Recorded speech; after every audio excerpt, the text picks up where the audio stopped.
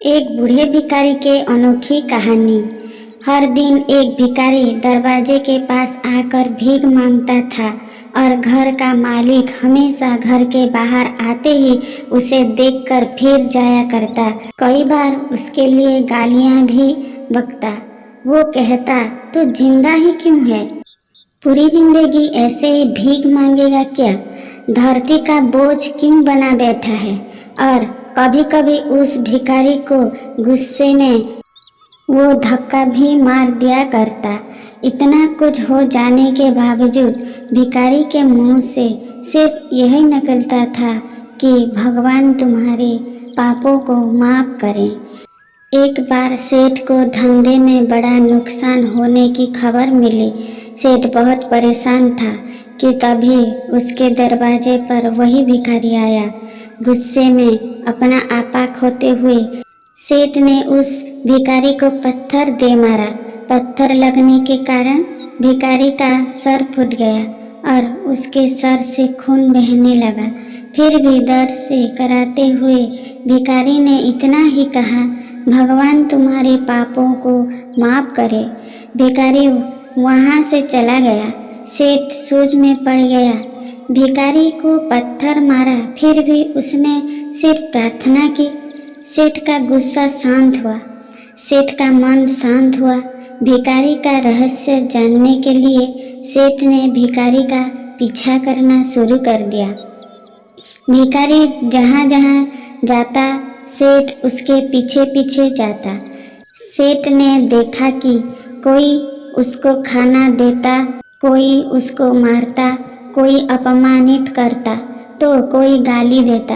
लोग भिखारी के साथ चाहे जैसा व्यवहार करते, लेकिन भिखारी सबके लिए एक ही प्रार्थना करता, भगवान तुम्हारे पाप माफ करें। अब रात होने को आई थी। भिखारी अपने घर जाने के लिए लौटा। वो अपने घर पहुंच गया, लेकिन सेठ अब भी उसका पीछा कर ही रहा था।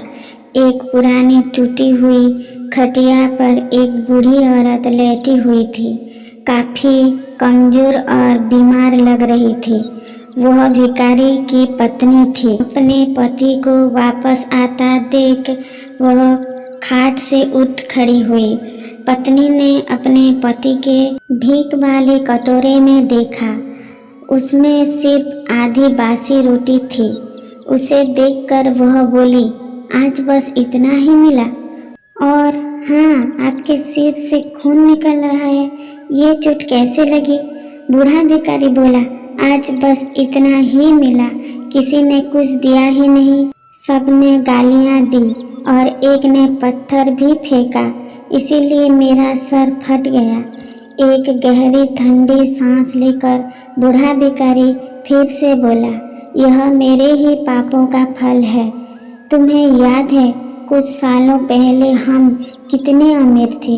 क्या कुछ नहीं था हमारे पास? हमारे पास हर चीज़ ज़रूरत से ज़्यादा थी, लेकिन हमने कभी दान नहीं किया। और उससे भी बुरा हमने उस अंधे भिखारी के साथ किया जो हमारे द्वार पर भीख मांगने आया करता था।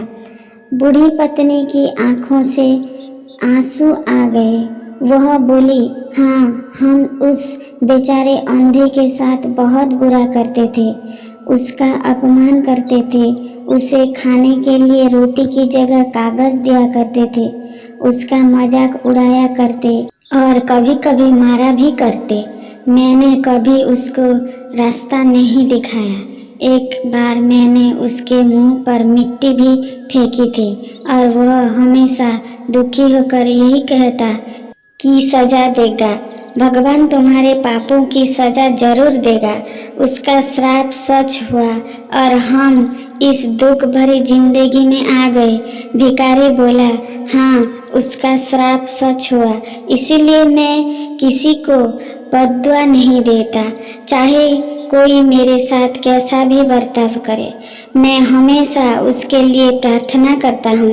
मैं नहीं चाहता कि कोई भी हमारे जैसे जिंदगी का अनुभव करे, किसी को भी हमारे जैसे दुखों का सामना करना पड़े। वो नहीं जानते कि वह कितना बड़ा पाप कर रहे हैं, इसीलिए अनजाने में हुए पाप की ऐसी सजा किसी को भी मिले मैं नहीं चाहता। सेठ वहीं पर छुपकर यह सारी बातें सुन रहा था।